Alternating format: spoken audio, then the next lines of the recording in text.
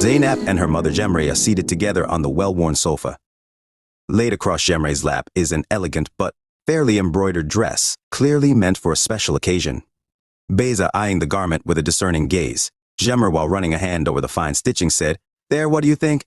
I had been saving up for months to purchase this as your engagement outfit." She looks up at Beza with poorly masked hope and uncertainty in her eyes. Beza said, "It's lovely, Annie." "Truly, but it's not quite a designer piece, is it?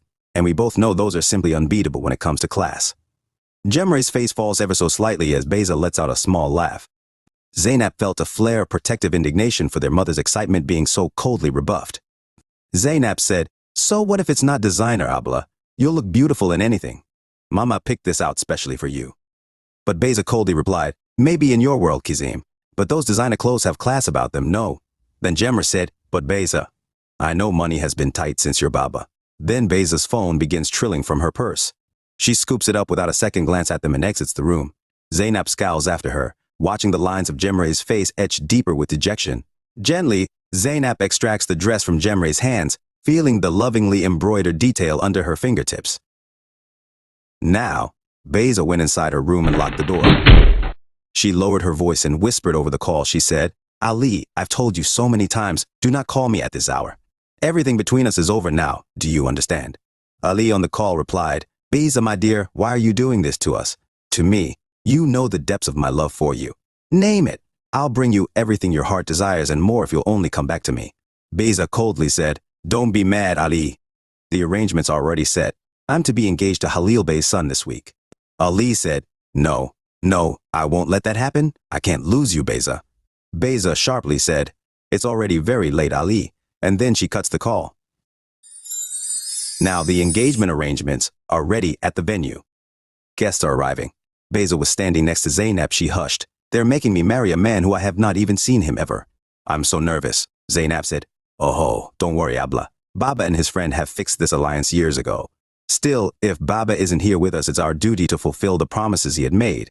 Just then, Zeynep's friend Ruya came, and Zeynep got busy with her conversation. Just then, flowing through the ornately carved doors is an unmistakable figure.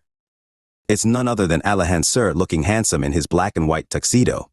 Ruya saw Alihan and said, "Dear God, Zeynep, please tell me that devilishly sinful work of perfection isn't our Professor Alihan."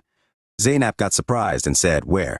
As she saw, she was shocked and said, "He's not looking like. He is Professor Alihan. But what is he doing here?" Then Zeynep, with her eyes widened and chest heaving, said, Ruya, you have to help me. Is there somewhere I can hide or slip away quietly before he can see me?" Ruya replied with amusement, "Of course, Zeynep. Surely you don't expect that man to pull you aside for questions about coursework here. At your own sister's engagement party." Zeynep said while chewing her lip anxiously, but of course he would. "You know how strict and uncompromising Professor Alihan is. I am so scared, Ruya. He said he will come to dance at my sister's engagement." "Is that what he's here for?" Ruya laughed and said, "Really, Zeynep?" And they both chuckled. Near the front, Alihan stands with a forced smile, hands folded stiffly behind his back.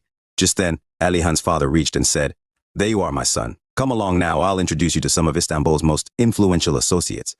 As Alihan engages in the obligatory vapid pleasantries, his gaze continues roving around. Just then his eyes fall upon Zeynep, who was hiding from him. Alihan, with an amusement, smiled at her antics. As the engagement ceremony begins, everybody gathers around the stage. Zeynep was standing near the stage, clapping cheerfully for the groom's procession that had just begun. Just then, Alihan passed by Zeynep, walking towards Beza and standing beside her.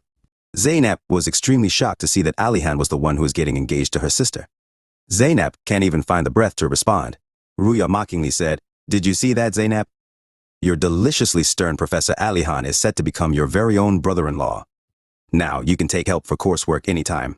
Just then, Beza and Alihan face each other, and with a single, weighted look exchanged between them, they accept devastating commitment in the form of the ornate ring exchanged and fitted onto awaiting fingers.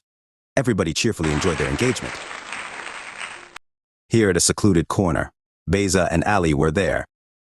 She hissed, glancing around anxiously. "Ali, what are you doing here?" Ali stepped closer, his eyes intense. "I had to see you, Beza. Look."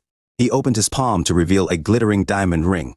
"I got this for you," Beza replied. "Ali, you shouldn't have. I just got engaged to Alihan." His jaw ticked. I don't care about that, Professor. My love for you is real. He moved closer still, backing her against the wall. I got a job in Dubai.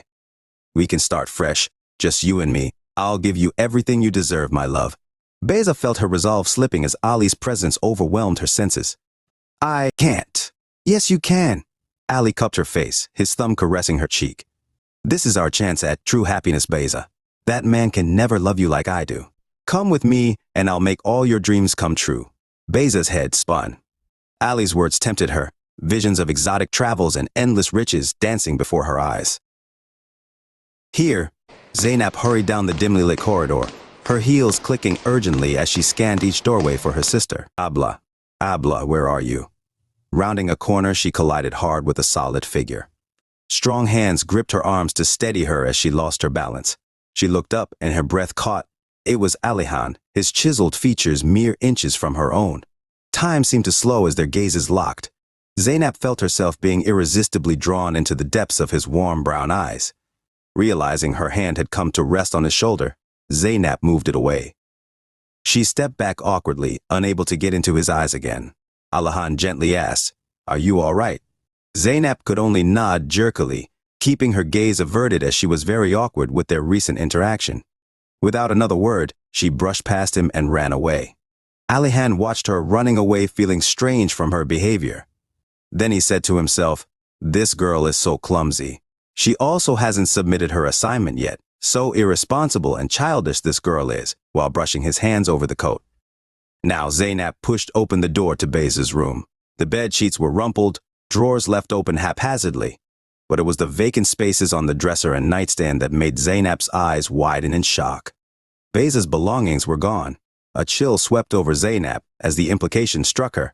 Abla had left. But where? And why? What has she done? Oh my God! Her mind whirled as she backed out of the room.